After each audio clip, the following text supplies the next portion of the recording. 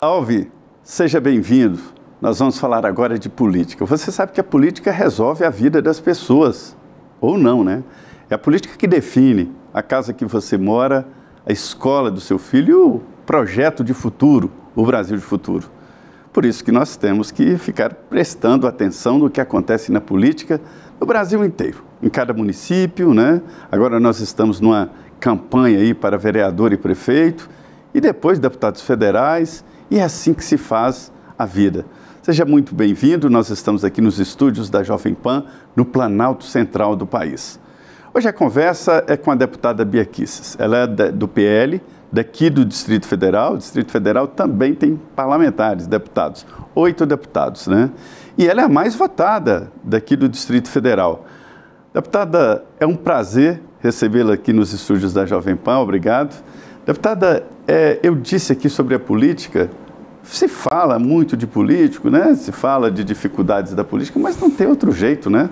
Temos que encarar a política. Temos que encarar, e por isso que eu vim para esse campo da batalha, Zé, para poder trabalhar e mudar as coisas com as quais a gente não está satisfeito.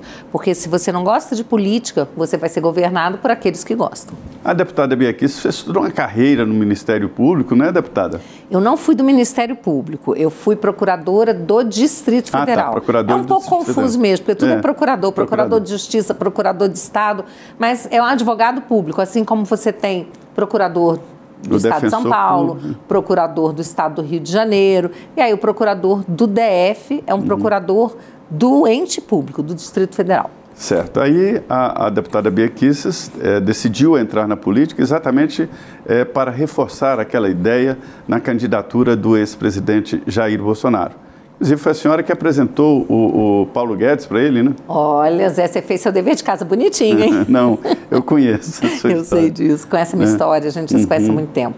É verdade, eu entrei para a política, resolvi entrar, na época, eu comecei no ativismo, né?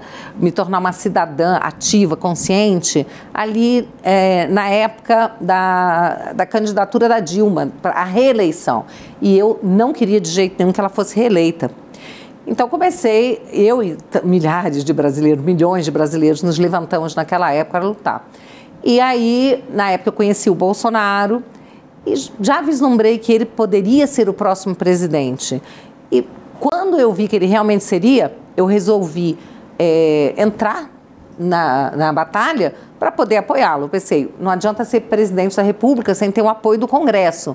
Então eu vou entrar para poder apoiar o Bolsonaro. E foi uma conquista muito importante para a política. Nós vimos agora a publicação do Tribunal Superior Eleitoral sobre a radiografia, né, do eleitor brasileiro.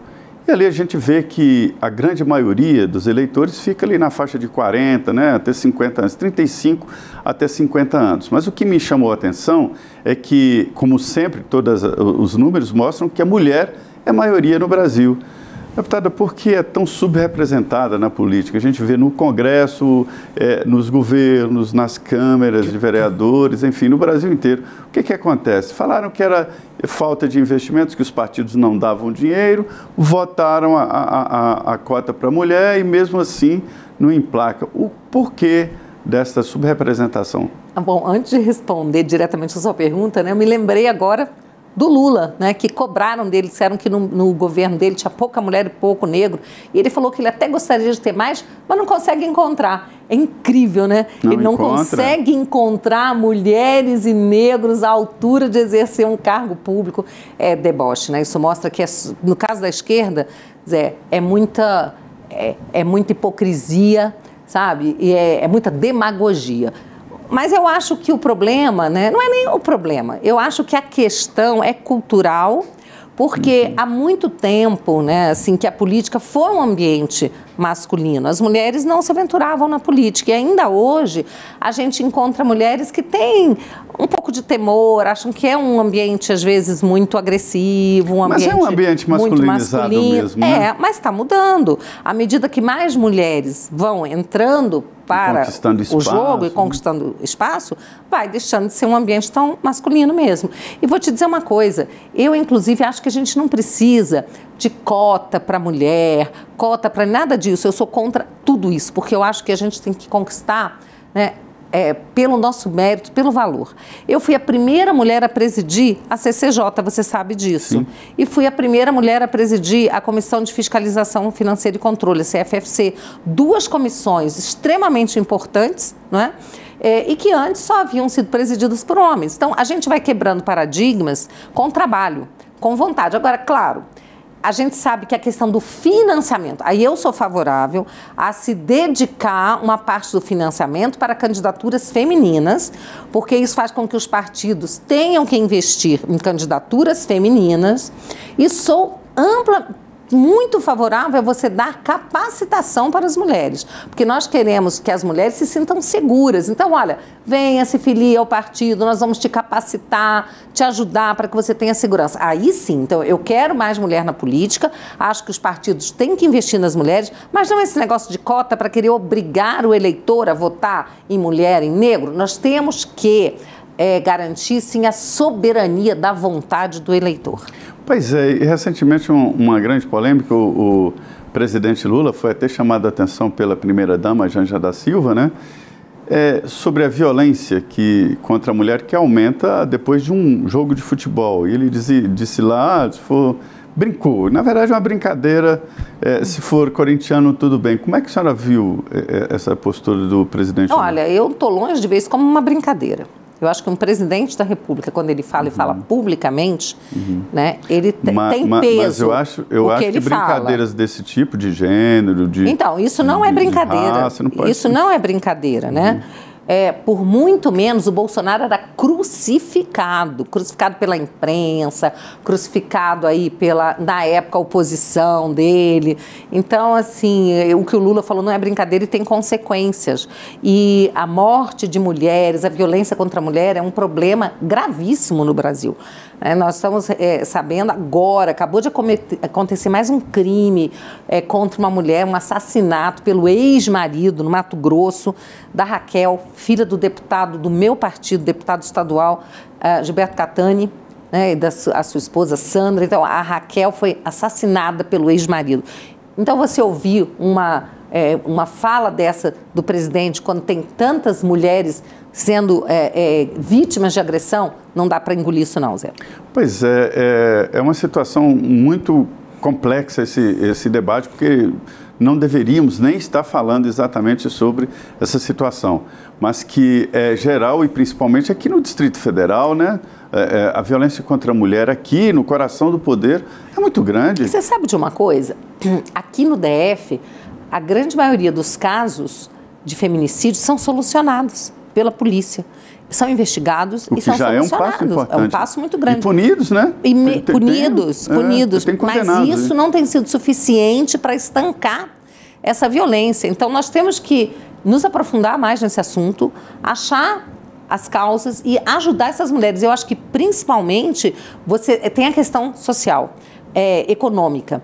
Porque muitas mulheres, às vezes, são agredidas e permanecem com aquele agressor porque dependem dele financeiramente. Não tem emocionalmente. Independência, mas quando você dá independência financeira, a mulher conquista, né? O que você pode fazer é dar capacitação, ajudar essa mulher a ter uma profissão, ela acaba se afastando desse agressor.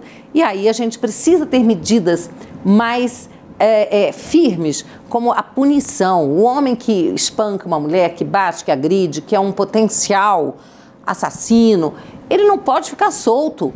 Então, assim, tem medidas que são ineficazes. E quando um homem desses vai preso, que já é raro, e aí sai com tornozeleira, sai com medidas, saidinha e coisas desse tipo, que nós vetamos e que nós acabamos com isso, votamos contra e o Lula vetou, né? Quer dizer, ainda mais um desserviço às mulheres, né?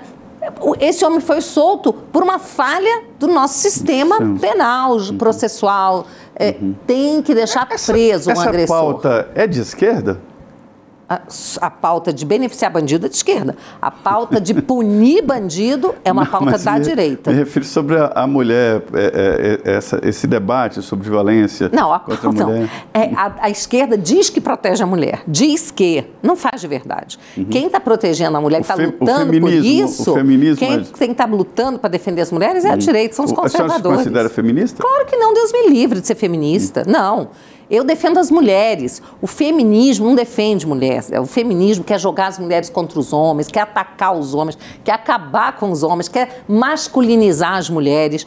Quando começou lá atrás um movimento para as mulheres poderem, por exemplo, votar, você sabe que o primeiro voto no Brasil, quem fez com que a mulher votasse foi um homem?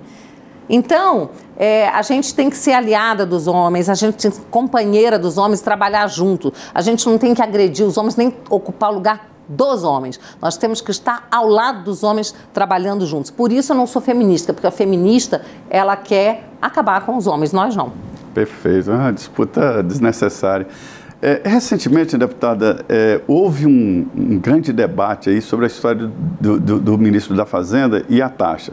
E aí houve publicação até na Times Square, nos Estados Unidos, e rolou um grande história, os memes devem ser controlados ou não. Como é que a senhora viu essa história das taxas e o ministro da Fazenda? Gente do céu, que coisa absurda. E a senhora que gosta, né, das mídias sociais... Gente, olha, eu vou falar uma coisa. Ao invés das pessoas se preocuparem com o fato dos impostos estarem crescendo absurdamente no Brasil, as pessoas estão querendo ir atrás de quem está fazendo meme.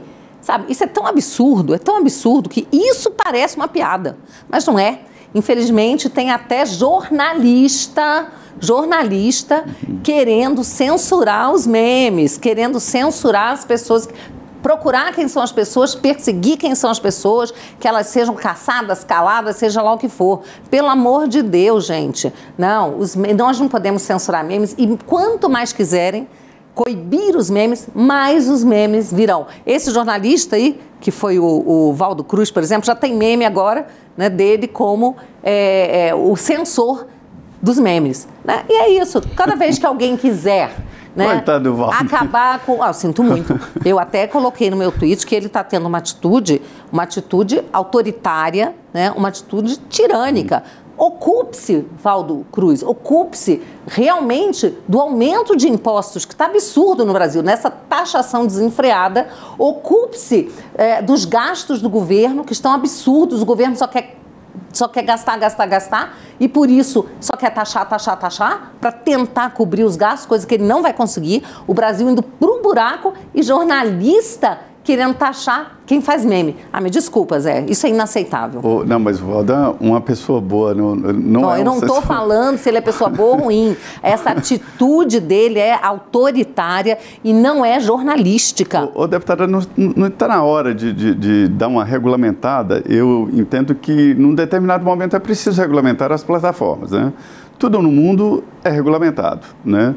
Inventaram o carro, não era regulamentado porque existiam poucos, mas aí começou a atrapalhar e tal, vamos regulamentar o automóvel. Aí hoje tem mão contra mão, proibido estacionar e autorização para dirigir. E não tem proibição nem censura ao carro. Ou seja, tudo. Da mesma forma, o drone apareceu, não tinha absolutamente nenhum controle. Hoje existem regras e tal. Então é assim, toda invenção. Mas só que na ideia de regulamentar, as propostas são de irem à censura, quer dizer... Não seria a hora de regulamentar de uma maneira mínima, não? Olha, é que quando se fala em regulamentação, a única coisa que a gente enxerga, e não é só no Brasil, não, em qualquer lugar que se fala em regulamentar, a ideia é de calar a direita. Calar os conservadores, toda força censurar. regulamentatória é assim. Mas isso um dia pode virar para o outro lado. Então, eu sou contra regulamentar no sentido de censurar. Eu sou contra a censura e, aliás, a nossa Constituição é contra, ela proíbe a censura e o povo brasileiro é contra a censura. O que está acontecendo... Mas o mesmo artigo fala que vetado o anonimato. Mas então, aí eu acho que a única regulamentação que pode haver, tá, que não vai gerar censura e que vai ajudar a coibir, né, às vezes, pessoas que usam as redes para fazer maldade, até cometer crimes, né? De incitação ao crime, quando, por exemplo, as pessoas vão lá e falam, vamos linchar tal pessoa, por exemplo. Aí não se trata de liberdade de expressão, a pessoa está incitando um crime, e isso está previsto no Código Penal. Então, acho que se você vai usar a regulamentação para você poder punir um crime que aconteça, mas são os crimes previstos no Código Penal, porque não existe crime de ódio, não existe crime de opinião, e toda a regulamentação é para calar a opinião dos conservadores, essa que é a verdade. Então, uma regulamentação que seja apenas para coibir, né, o anonimato, que já está previsto na Constituição, que é proibido, então, assim, uma regulamentação para que seja necessário que você tenha acesso e transparência em quem está por trás da publicação. Ok, aí é legal. Mas é claro que você tem, inclusive, na questão artística e na questão da escrita, os pseudônimos. Então, você pode ter uma pessoa que use um pseudônimo, não tem problema. Mas o CPF ela dele deve tem que ser conhecida. Quem seria responsável, na sua opinião, sobre essa identificação? Seriam as plataformas e seus clientes? Né? Aí eu acho que a regulamentação pode tratar disso, mas eu acho que não pode passar disso. Tá? Uma questão de transparência, de você ter que identificar. Só isso, tá? Mas sem poder haver perseguição e sem essa palhaçada de querer dizer que a pessoa está fazendo fake news, que não sei o quê. Gente, não existe crime de fake news, isso não está tipificado. Isso é uma narrativa para punir opinião. Já existem leis, o que eu digo, e toda lei ela é discricionária. Quem vai definir isso aí é o juiz, como sempre, a justiça vai definir. Então não precisa mais do que isso. Você já tem os crimes contra a honra, calúnia, injúria, difamação. Quem fizer isso, seja pessoalmente, seja por intermédio das redes, seja por meio de um jornal, de um veículo de imprensa, vai ter que responder por esse crime. O outro ponto que eu entendo que há uma pressão muito grande de regulamentação das plataformas é quanto ao direito autoral, né? Pagar o direito autoral, de se usar qualquer conteúdo que tenha feito por uma pessoa ou por uma empresa. Eu acho que tem que ter muito cuidado com isso, tá? Porque na rede social você reverbera uma notícia, a rede social tem essa função de divulgar. Mas aí se lança a mão de um produto. Você não pode querer... A pessoa está até divulgando uma notícia que saiu num veículo. Então, eu vou cobrar por fazer propaganda para o veículo. Veja, também não pode ser assim, né? Então, assim, direito autoral, esse é um outro tema que tem que ser, já está regulamentado por lei, tem que ser respeitado o direito autoral, mas não é quem publica, quem compartilha uma notícia pagar por isso. Isso é um absurdo. Pois esse é um assunto que o Congresso terá que decidir. É difícil para o Congresso Nacional quando entra em bola dividida, porque ali o parlamentar é obrigado a tomar uma decisão e ele sempre deixa para depois. A gente tem que pensar que as redes vieram para dar voz às pessoas que não tinham voz e livraram a população do monopólio da verdade, do monopólio da informação. Você não pode permitir mais que os veículos de imprensa tenham esse monopólio. Tá? Então, você querer regulamentar a fim de voltar ao monopólio, esse é que é o problema, Zé. Mesma coisa de querer cobrar para voltar ao monopólio. Estão querendo monopolizar a verdade e a informação. A população não vai aceitar isso. No momento que as pessoas conheceram, né, como é bom você poder expressar sua opinião, você ter uma praça pública para você falar, e essa praça são as redes, as pessoas não vão aceitar serem caladas. Censura, não. Eu gosto tanto disso que gostaria que a TV aqui e as rádios tivessem exatamente essa mesma liberdade que as plataformas têm, que nós não temos, somos super regulamentados. Sobre esse assunto, eu tenho até um texto que mostra, faz uma comparação, a Bíblia. Antigamente ela ficava na mão do alto clero. Aí o Gutenberg inventou a prensa, produziu várias Bíblias. Antes o pregador chegava e dizia, a Bíblia diz não sei o quê, e todos acreditavam, não tinha a Bíblia na mão. Aí, com a invenção da prensa, os fiéis foram para a igreja com a Bíblia na mão. Quando o padre ou o bispo dizia a Bíblia diz isso, ele olhava na Bíblia e falava, onde está isso aqui? Aí surgiu o primeiro cisma, né, que Lutero fez e criou o protestantismo, e é uma liberdade imensa. Hoje todo mundo tem acesso à Bíblia. Eu faço essa relação para mostrar isso que a senhora disse, que antes quando se publicava alguma coisa, era aquilo e ninguém duvidava. Hoje, com o celular, você desmente uma grande rede de televisão e eu considero mais ou menos isso. Recentemente, agora, a Câmara dos Deputados aprovou e deixou para o Senado uma mudança muito importante. É sobre o pagamento de impostos. Não subestimem este assunto. Imposto todos pagam. Até quem achava que não pagava, agora descobriu que paga, quando vai ao supermercado, né? Como é que a senhora viu? A senhora votou contra, né, a reforma tributária? Sim, votei contra porque eu conheço bem o assunto. Muitos parlamentares votaram sem ter a menor ideia do que estavam votando, a verdade é essa. Enquanto o texto estava sendo alterado, as pessoas já estavam votando ali, sem grandes discussões. Parecia um texto um minuto antes. Exatamente. Então, eu votei contra a reforma, a PEC, e votei contra a regulamentação, tá? Eu sou contra esse IVA que estão criando aí, dizendo, estamos entrando para o mesmo sistema dos países, dos grandes países ocidentais, das democracias. Não é assim. Lá o IVA é diferente, você tem países pequenos, cada um com as suas especificidades, olha o tamanho do Brasil. Então, essa reforma, tanto assim que a regulamentação tem mais exceção do que regra. Porque não vai dar certo, né? Não tem como você fazer uma regra, como foi feita, como se o Brasil fosse tudo igual, né? E não é. Então, uma reforma que tem mais exceção do que regra, já me parece que não funciona bem. E sem contar que ela vai gerar, sim, aumento da carga tributária. Então, eu votei contra e quero deixar uma coisa muito clara aqui. Quando o texto veio do governo, veio sem a carne, sem qualquer tipo de proteína para a cesta básica. O PL, eu sou uma das que apresentou, né, vários de nós, acho que 4 parlamentares do PL apresentaram emenda para colocar a carne, a proteína na cesta básica, ou seja, sem taxação. O governo era contra, todo mundo fazendo pressão contra, não queriam que a gente fizesse esse destaque. O argumento é de que aumenta em 0,5%. Não queriam que fizesse destaque de jeito nenhum. Nós fomos ao presidente Bolsonaro, 4 deputados, eu, que sou líder da minoria, o Felipe Barros, líder da oposição, o Passarinho, Joaquim Passarinho, que era o representante do PL no grupo de trabalho da reforma tributária. O presidente da frente, né, da Frente Parlamentar da Livre Iniciativa. Exato, e ele era o nosso representante no grupo de trabalho, e o Rodolfo Nogueira, que é pecuarista. Nós fomos ao presidente Bolsonaro, falamos para ele a importância desse destaque, estava tendo muita pressão para o PL não apresentar o destaque, e ele entendeu e falou, não, é isso mesmo, apresentem um destaque. E nós apresentamos. Quando o governo viu que ia tomar uma lavada, uma surra, seja perdendo no voto de destaque, porque eu queria ver quem ia ter coragem de votar contra, né? Até o PT, o governo, os deputados do governo, votar contra a carne na cesta básica ia ser uma derrota política muito grande. Então, eles só iam perder, ou iam perder no voto, ou, ainda que ganhassem, politicamente eles iam deixar registrado que votaram contra. Quando eles viram isso, o relator, que era do PT, imediatamente falou, não, eu vou acatar aqui o destaque do PL. Acataram, e daí foi votação praticamente unânime.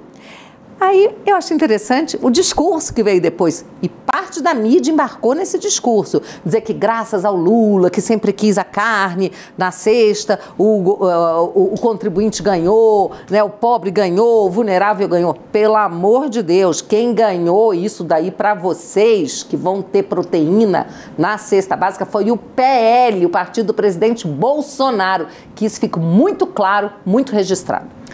Deputada, ainda nesse assunto, a gente vê assim, que a economia tem dados positivos, né? A inflação caiu, o índice de desemprego também, mas a vida, isso não está refletindo na vida, não está refletindo no dia a dia do cidadão quando vai ao supermercado, quando vai às compras. O que está acontecendo na economia? Olha, primeiro que eu conversei com o ministro Paulo Guedes no início. Os números estão bem e a realidade está difícil. Os números não estão bem, não. Os números estão muito ruins. O rombo está muito grande já.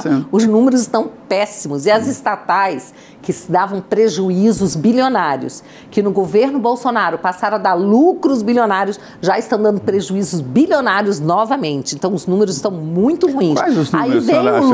Aí vem o Lula dizer que não tem nenhum número negativo. Aí a gente pega e vê o seguinte, morte dos Yanomamis.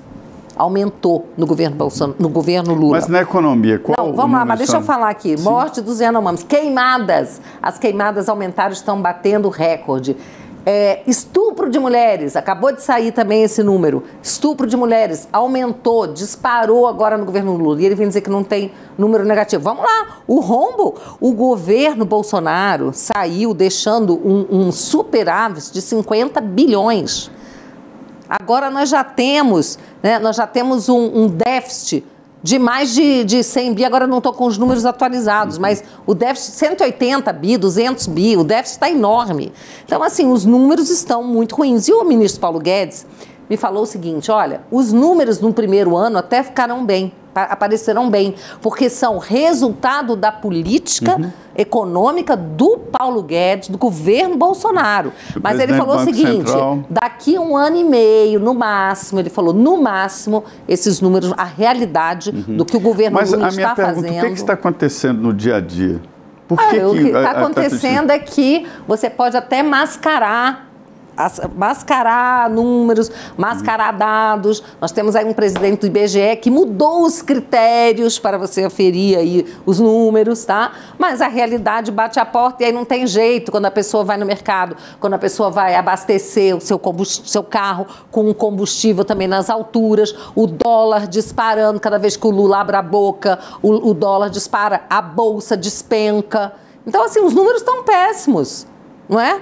Bolsa despencando, dólar disparando, como é que os números estão bem? Estão muito ruim. E a nossa sorte que nós ainda temos o presidente do Banco Central, de um Banco Central independente, autônomo, graças ao governo Bolsonaro, que fez essa proposta e o Congresso que aprovou. Então, o Congresso conseguiu fazer muita coisa boa, a gente tem que dizer. E uma delas foi aprovar essa autonomia do Banco Central. Mas vai acabar o mandato do presidente do Banco Central, que, aliás, é atacado pelo Lula o tempo inteiro, apesar de ter sido reconhecido o melhor presidente do Banco Central.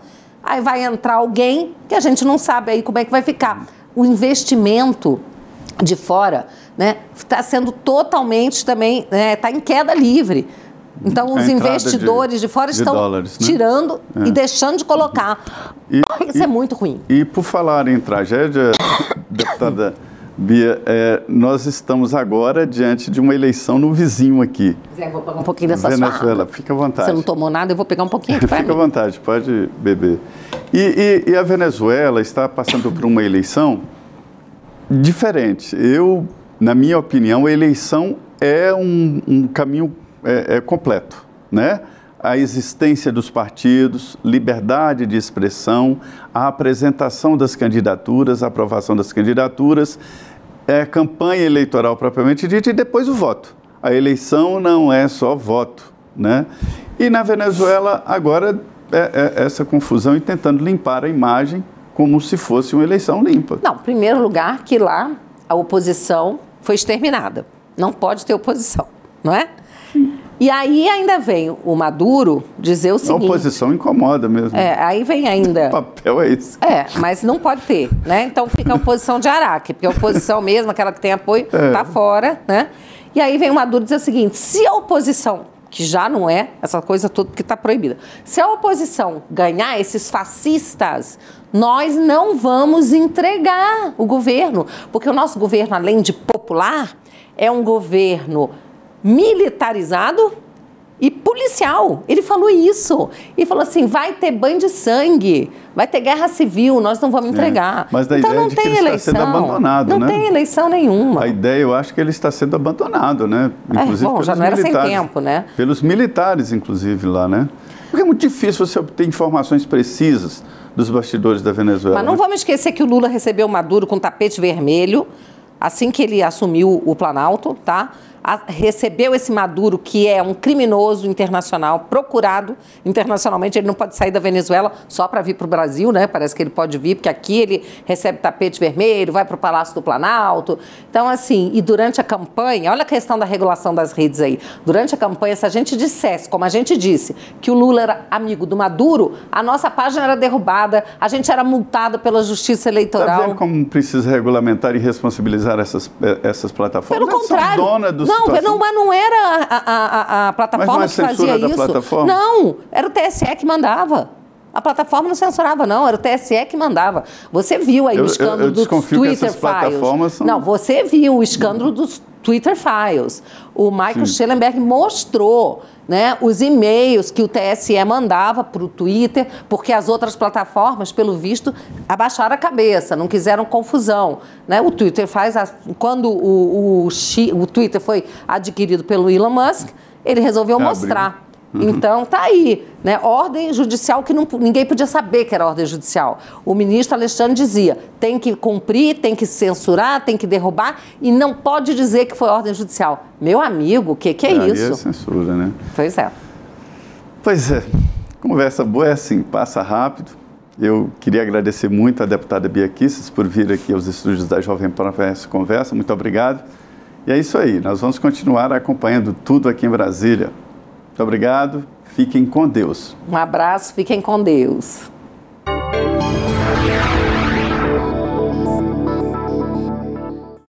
A opinião dos nossos comentaristas não reflete necessariamente a opinião do Grupo Jovem Pan de Comunicação.